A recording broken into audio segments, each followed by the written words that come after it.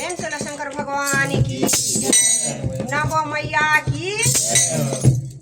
देखिए अभी चैत का महीना है दीदी, तो नवरात्रि आव 21-22 तारीख का चढ़ेगा, तो इसीलिए माता का भोजन देना चाहिए।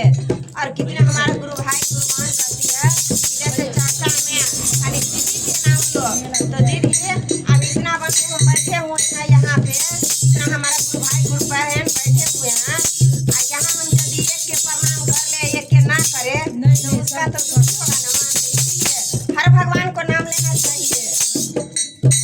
तो देखिए कहते हैं जो इसी में जो कहते हैं कि संभवे गुरुवे नमः, तो क्यों कहते दीदी संभवे गुरुवे नमः, तो सबको नाम लिया जाता है दीदी।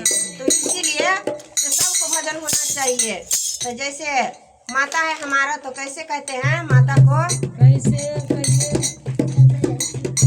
कि नीचे हम रहते ऊपर मैया जी का डेरा, नीचे हम रहते ऊपर मैया जी का डेरा,